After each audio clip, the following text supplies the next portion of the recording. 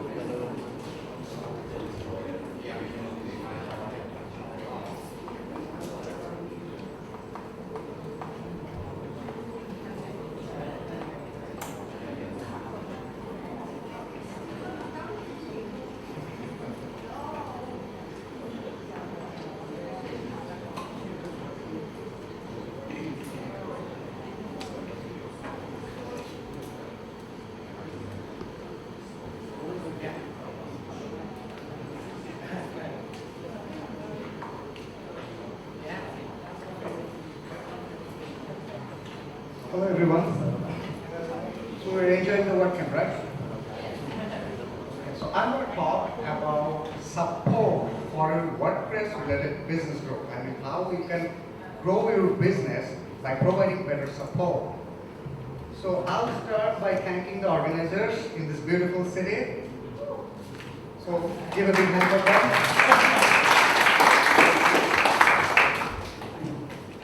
First, I want to show the session summary. I'm going to discuss about why providing better support is important, how it can help to make you grow your business, and how you can provide better support. We kind of all know our mistakes. We all provide support to our customers because if you're a freelancer, you have to provide support to your clients. If you have a business, then you definitely have clients, and when there is a product or service, you definitely need to give them support time to time. And there are many tricks. I'll try to highlight some, the main ways of providing better support. So at first, let's see what we generally understand or what are the things in customer support. Well, in customer support, it's not very tough. It's easy. You have to provide faster support. It's somehow related to your business. You want to make your profit go high.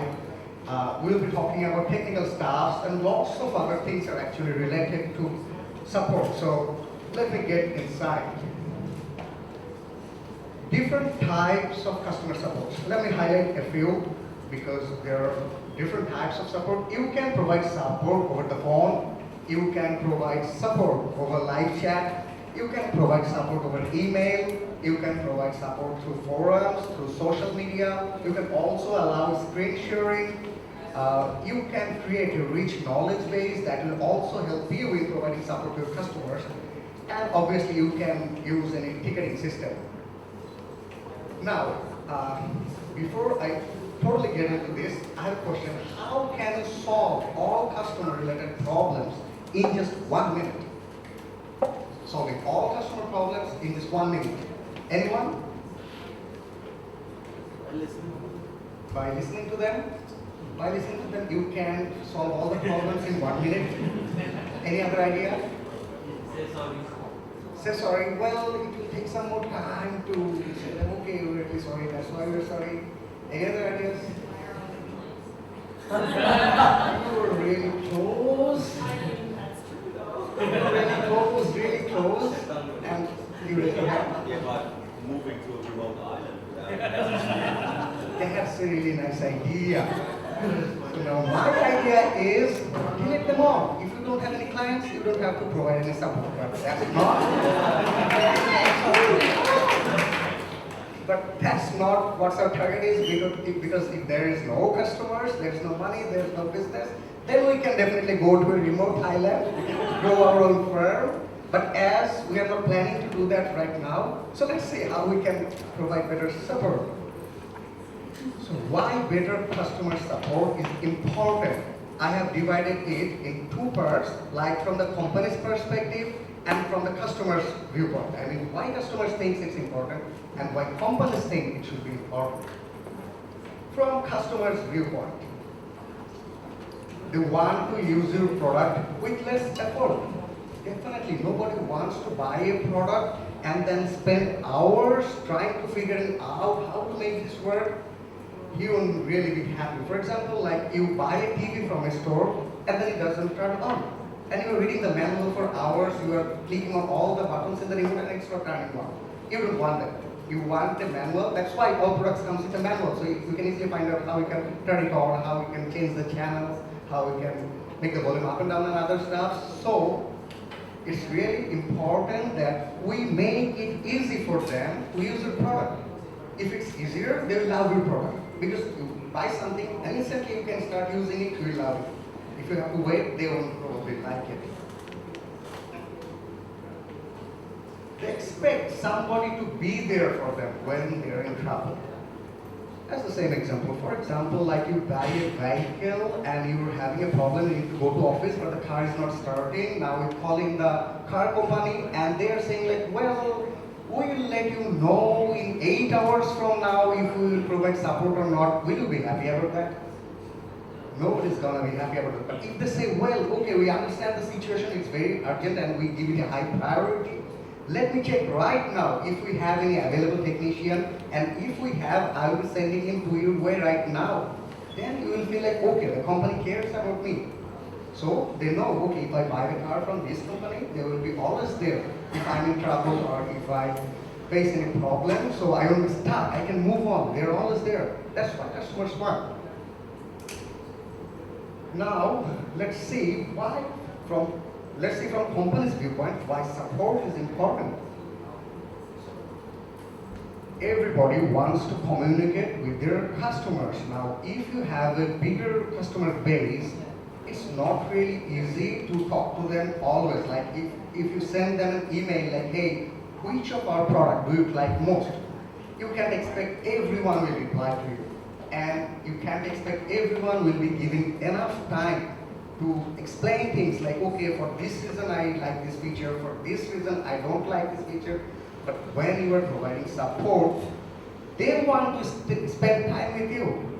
I mean, you don't have to chase them. They have already come to you. They're talking the problem, so fix their problem first, and then when they're happy, you can ask them, okay, what do you think? Which of our product is really better looking, or what feature do you want, or how can you be more happy with your company so you get some quality time with customers or your clients. So this is really important for our business. Customer retention is highly less expensive than customer acquisition.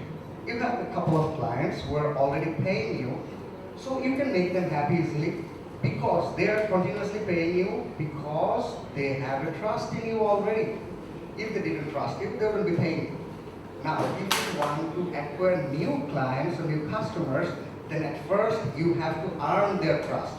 Because we don't give money to people whom we don't trust.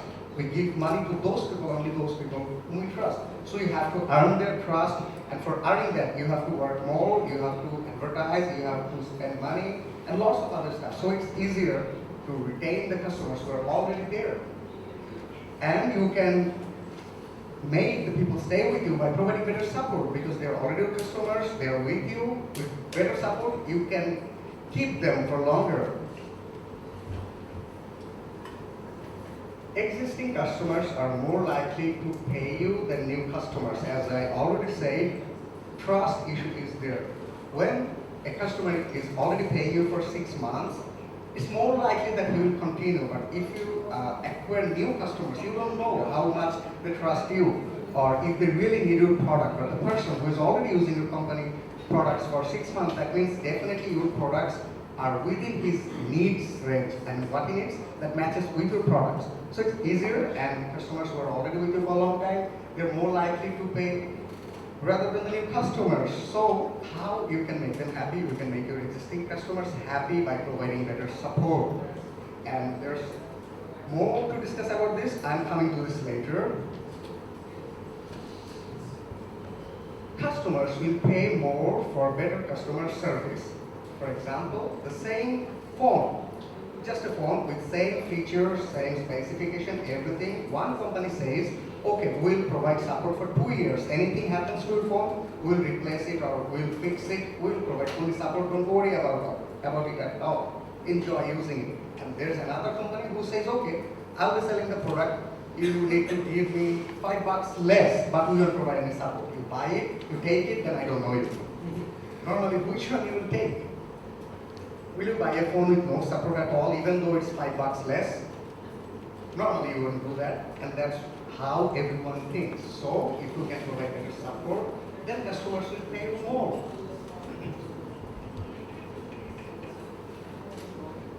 Now, as I was saying, better customer support helps in retaining customers longer.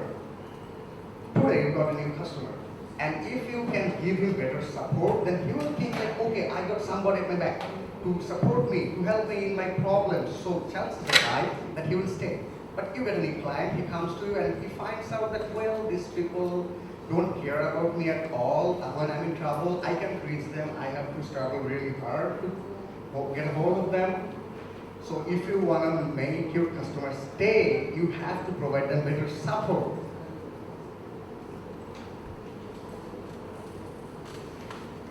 It helps in building brand awareness. Like when people are happy, they talk to their friends and family about this. When I buy a nice phone and I'm happy with that, I'm totally happy, I'm getting a good service, the feature is nice, I'm more likely to tell this to my friends. Hey, I got a new phone and the company is really good, they gave me a really great offer. They say if I have any kind of trouble, they will help me fix that in 2 years.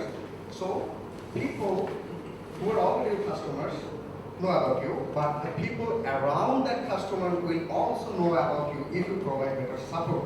And word of mouth marketing is really, really important. We trust more what we hear from our friends and family rather than looking at some random advertisements.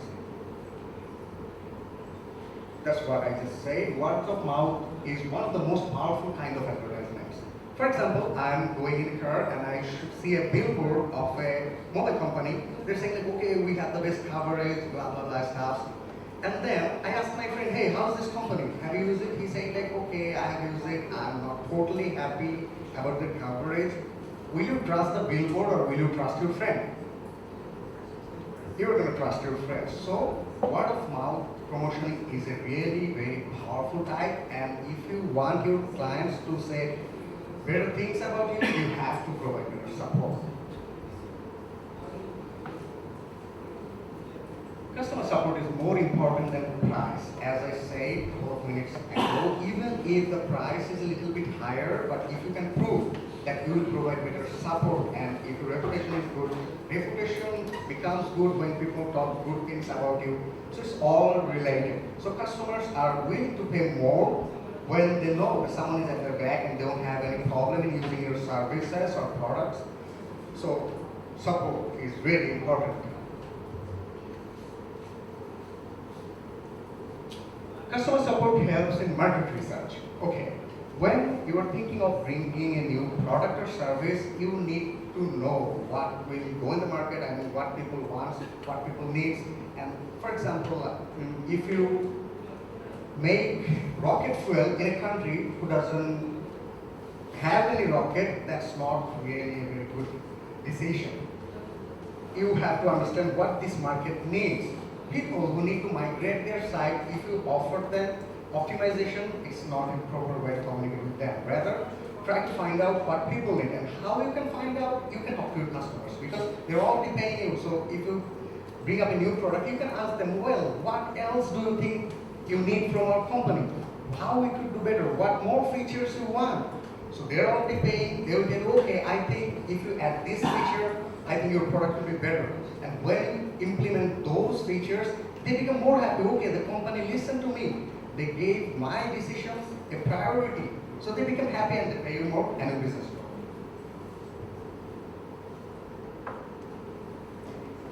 Better customer support helps in improving employee turnover. How?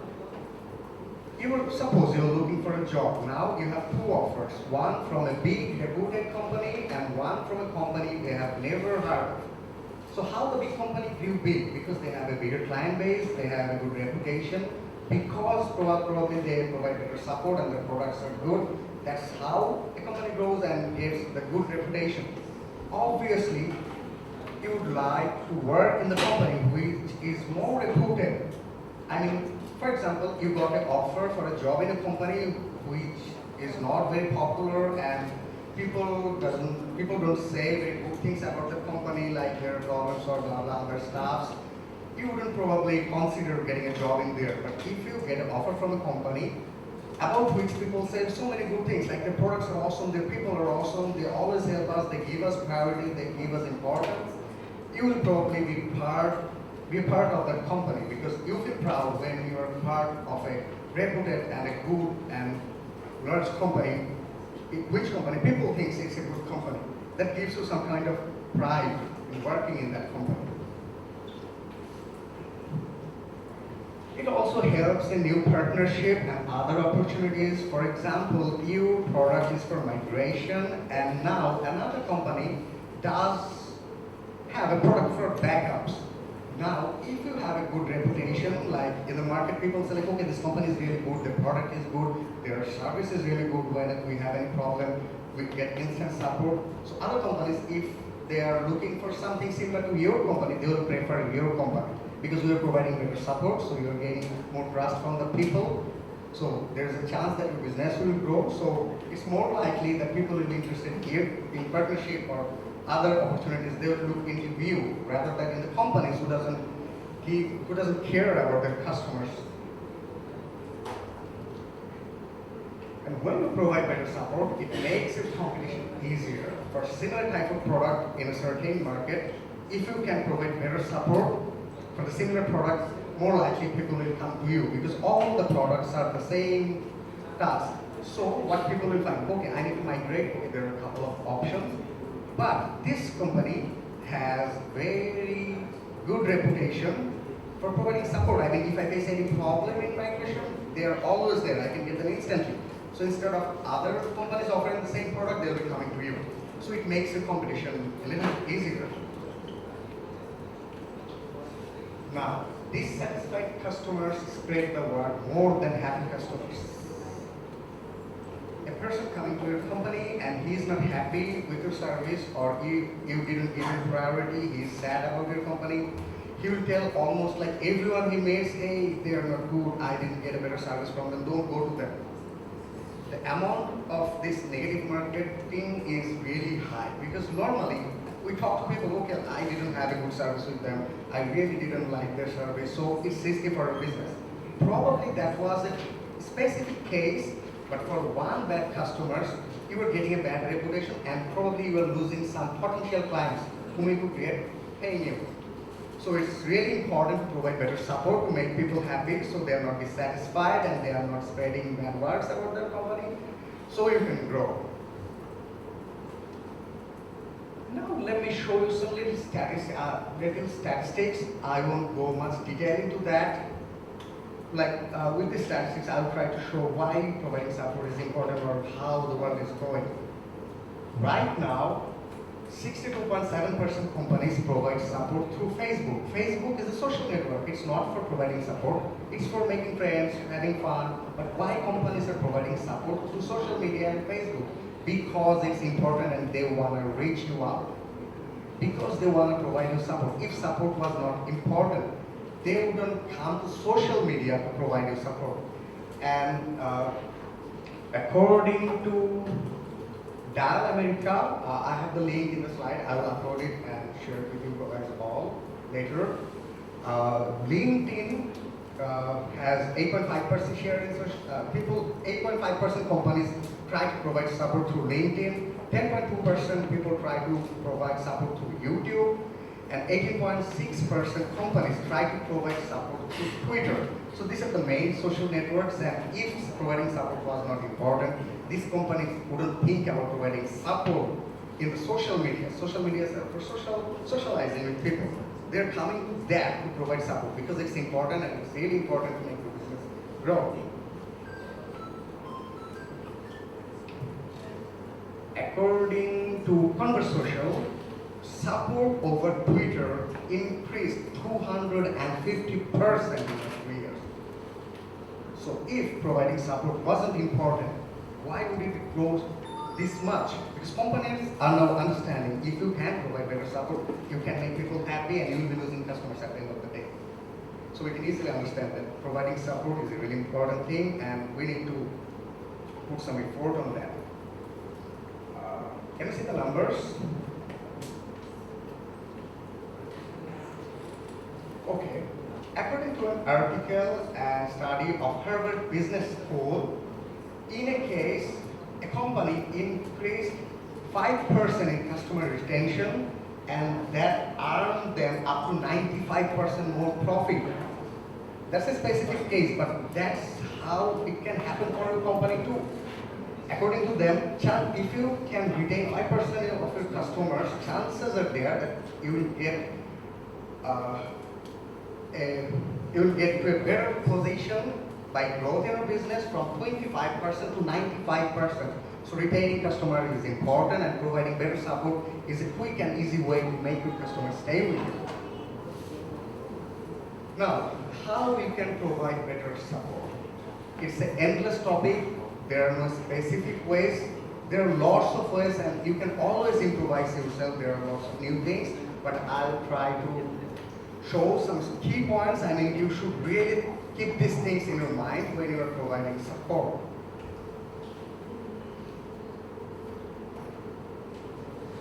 At first, you have to have the willingness to help.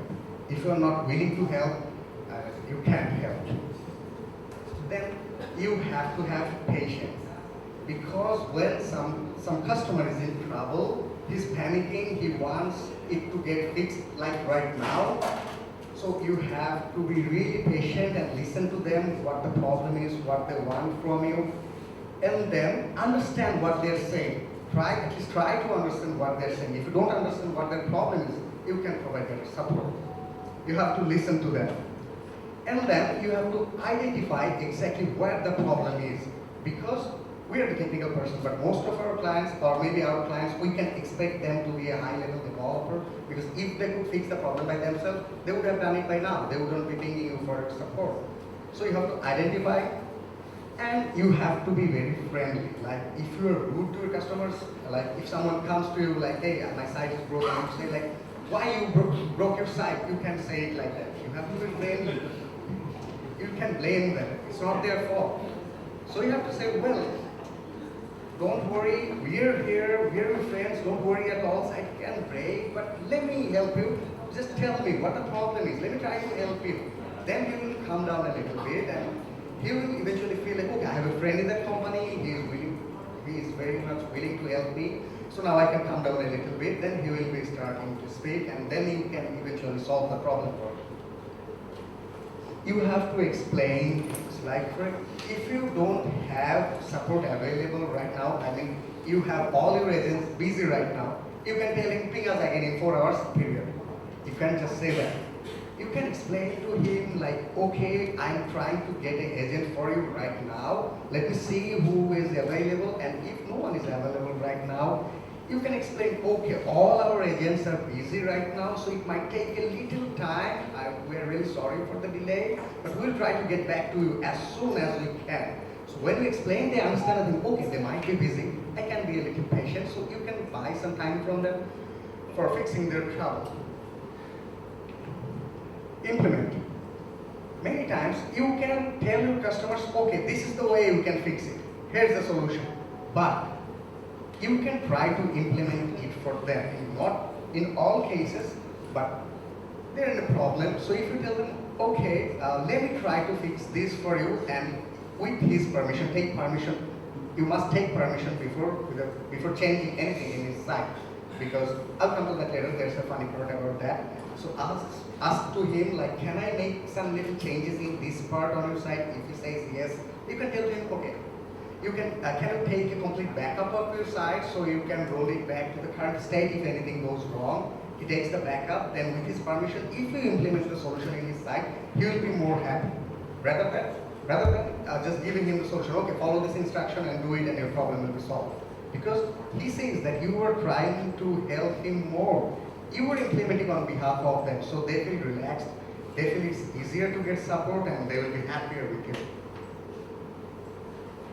Now, some key points. When you're providing support, you cannot say to your client that you are wrong.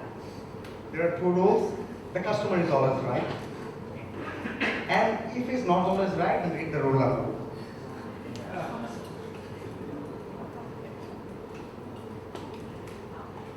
Another important thing is managing customer expectation. A customer comes to you and say, hey, I need to build a rocket, can you build it for me? You say, sorry, we don't build rocket. Say, like, what type of company are you? You don't build rocket, I need a rocket, I'm paying you. Well, you have to manage the expectation. Like, okay, you need a rocket. Probably in the future we'll grow so big that we'll make a big rocket, and probably you will be our priority customer, the first people who can try our rocket. But right now we are a little busy over making plugins and themes, so give us some time. We'll come to you. Right now our capacity is building plugins and themes, but definitely we'll build a rocket. Yeah. Behave as a human. Don't behave like you were a machine. Suppose a person came to you and saying that, well, my site is broken, and you just copy paste a line. So he feels like this is an automated response. You are a human, you are working, so don't behave like you are a machine. We don't like to talk to a machine. When you have a problem, if somebody just says, okay, go talk to the robot, he will give you answers. How you would feel. But if somebody comes to you and shows like, okay, I'm a human, I'm a person like you, so I know these problems can happen. So explaining things, behave like a human. Then you will be more happy, okay, I'm talking to a human, not a robot or not a machine. So this is really important part. Like, make him understand you are also a human. You cannot work 24/7. You can write 10,000 lines of code in just 5 minutes. So you have to be really behave as a human. And as I said before, you really have to be very patient, because most of the time when people are in trouble, they panic. Because you have a live site, it's broken. You have like 1 million traffic in 1 hour, so you are losing traffic, you are losing money. So you'll definitely freak out if your site is down. So you have to be patient. You have to say, okay, I'm trying my level best. So as fast as I can, I'll provide you support, but tell me what the problem is. When you ask him, can you please tell me what the problem is? You can't expect he will directly say, okay, this exactly is my problem. Because probably he doesn't know what the exact problem is. So you have to be patient, you have to ask him different type of questions and try to identify what the problem is. You have to be very friendly, that I explained a minute ago. Like, people love to talk with their friends. I don't love to talk with people who are not friendly. I mean, I'm trying to talk to somebody and he's being very rude and he doesn't want to talk to me. I won't feel comfortable talking to him. But if I go to a person and that person is really friendly, I would love to talk to him more. So when you are trying to solve a problem, you need more details from him. So behave friendly, so he can feel like, okay, I'm talking with a friend. I can share many things, like probably he did something that broke the site. He might not share it with the company, but when he says like, okay, the company is friendly, I can share anything with them, they will explain more details, and that will help you in fixing the problem and providing better support. Put high attention to details. You can't expect your customers to touch every key point and specify you, okay, I have a problem in exact this file, on this number, on this line, at this function. He probably will be explaining this to you, but from his details, he's saying, okay, my images are not coming. So from this, you have to give attention to his word. Okay, images, those are not showing. These are the key points, you have to give attention to that. Then you decide, okay, which functions are showing those images. Then you can identify, okay, where the problem might be. Check similar issues in the past. For example, you have a plugin and your customer came to you and saying, okay, my site is showing a white screen. It's not showing anything. Now you can give more time to it, start troubleshooting from the ground, and then find out why this problem happened. Or you can quickly search the previous tickets and see if there was any previous issue like this, because there's a chance that he is having the same problem what another guy had before. So you can easily see the solutions provided for the similar type of cases or the same cases before. So you can provide him the solution faster. And when you provide fast support, people love it. Create rich knowledge base. It really helps you and saves you time. For example, there are like things which you can store in a knowledge base. So when people have some generic question or there are some solutions which are most frequently asked, you can point them to the knowledge base. So they can read the knowledge base, get an idea, okay, what the things are. Then you can ask you, okay, I have read it, but I have confusion on this specific part. So you can tell him, okay, you can fix this part like this way. So that will cut down the support time and you can provide faster support. He gets the faster solution, he becomes happy, and he will eventually pay you more, hopefully. Don't hesitate to apologize. We all are human, all softwares can have problems, but if you say like, no, why my software can't have any problem, I don't deal with it. Don't be like that. If you find out that that was a bug or that was a problem from your side, that's not client's fault, you can apologize. That will make the patient, that will make them calm down. You can say like, okay, this was totally unexpected. We're really sorry for the inconvenience, but let me try to help. We'll try to fix this as soon as possible. That will calm him down, and I mean, probably he won't get more anger. He will come down and he will eventually be happy when you're providing the support. So don't hesitate to apologize. And respond fast. That's what I was talking in different slides. You have to respond fast. Someone coming to your site, for example, suppose you provide support through live chat system and someone is in the queue for 3 hours.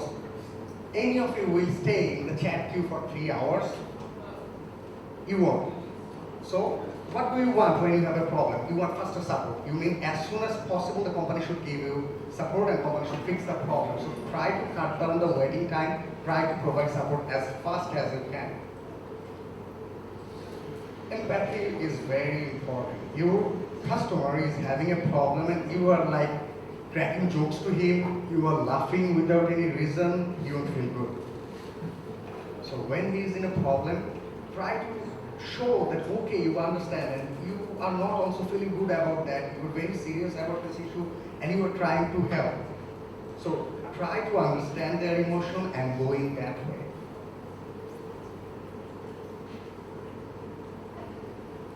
And continuously try to make your support better because every business is different, every client base is different, so you have to check all your previous tickets or supports, the pattern, what type of issues they usually come up with, what type of environment they're coming up with, what's their behavior, what they want. So if you analyze them, then you can easily identify the pattern. I mean, how you can provide better support to them by analyzing your previous tickets and all the customers, all the previous problems you have with. So these are the main things. I won't make it any longer. Who I am. I'm Rupok Chowdhury. I work at WP Dev as Tech Support Agent and I am an organizer of Dhaka Meetup Chapter. That's all.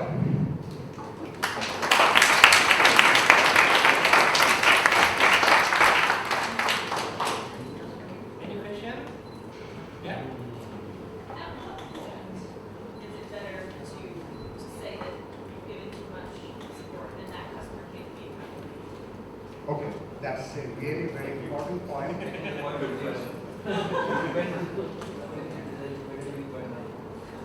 So the question is, at which point we shouldn't go any further and we can move on with them.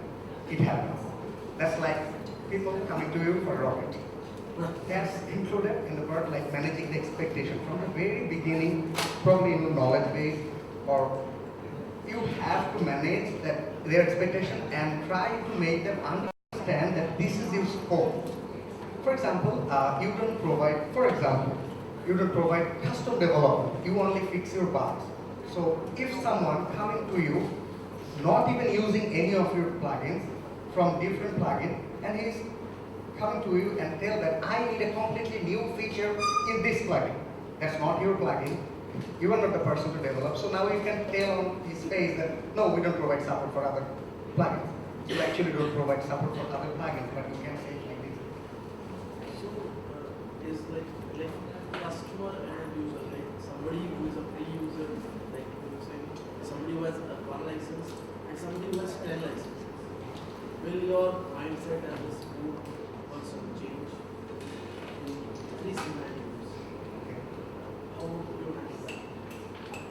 somebody with 10 licenses, somebody with 1 license, and somebody is just requiring for the fire license. That's also a very important point. What we do in our company, we don't provide custom development, but when somebody comes and say like, hey, can you just change the color of the header? This is beyond our scope, but we do it for them. Okay, it might take 5 minutes, but what's wrong in spending 5 minutes to make a customer happy and stay with you? But when people ask completely tough things which is totally out of your scope, then you can tell him, okay, we can do this for you, we can do this for you, and we can do up to this for you. Is there anything we can do in our scope? Because currently we can't create a rocket for you, but we can create a ship.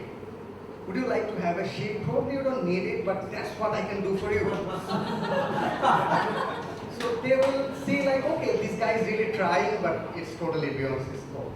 So he will try to understand, okay, probably I will have to find another company for rocket, but well, they sell ships. And you will not link them to a company that is not. That totally depends on a company understanding with other companies.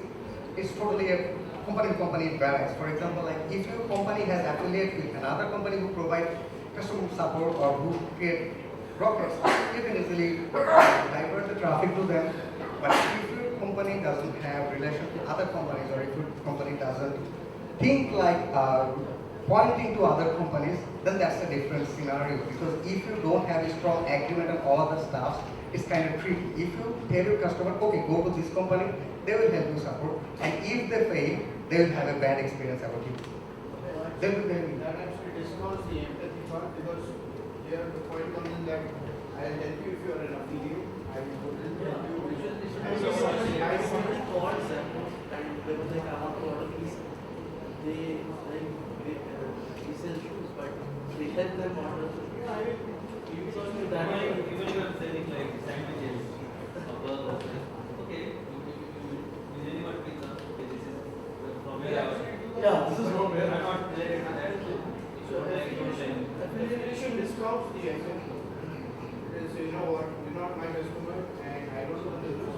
And if I refer to someone, I'm not going to make money. So I have also, to why would we build the ship with ones that don't need it? So that is also time waste. That's not because of you're trying to selling the ship, that's because of showing that you are trying to help, but this is really your scope.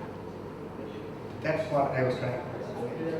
Yeah. And about referring to other companies, what I just said, a guy came to a mobile company and wanted a pizza.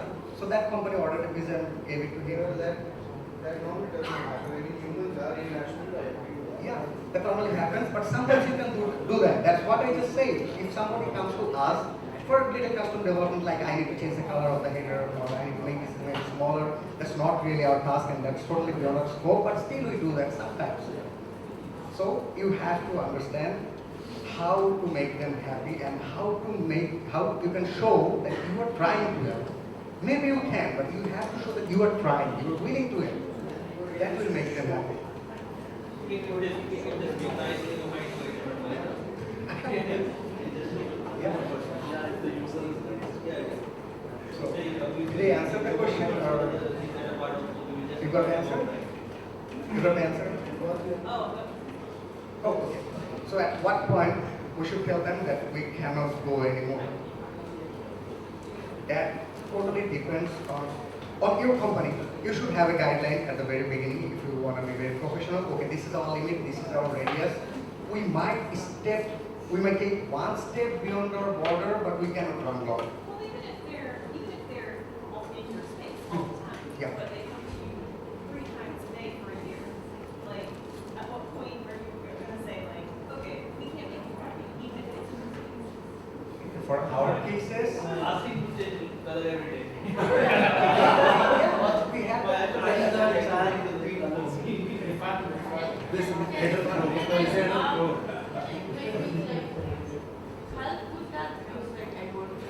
Oh, yeah. Sure. So we have cases when there is a member that started to adjust or something. Because yes, we do like small custom products, so like small CSS snippets, like filters,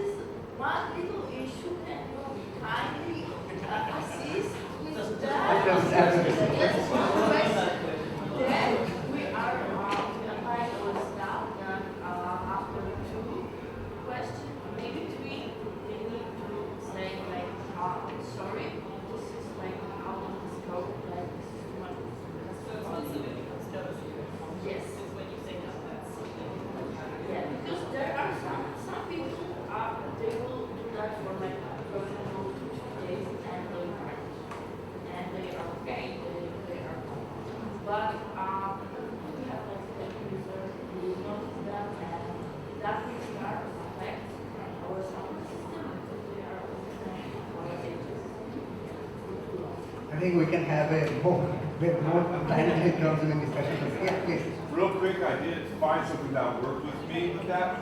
I started using the time tracker for everything, even if it's a set project or any little changes. So I always have that to throw back. You know, I can send them a PDF, here's what went into it, the contract with the scope, and then when it starts to get too much, you know, I'll do a little extra. When it starts to get too much, I'd have that. I send that to them and say, we can continue on an hourly basis, and I give them a high hourly rate. When I did that, they started to respect my time a little bit more. That's a very nice word, and that's a very nice way to handle this. And I would say, if you have 5 support agents and there is nobody in the queue, if somebody comes and chats for 5 hours, there's no problem in providing that because you are not in a rush.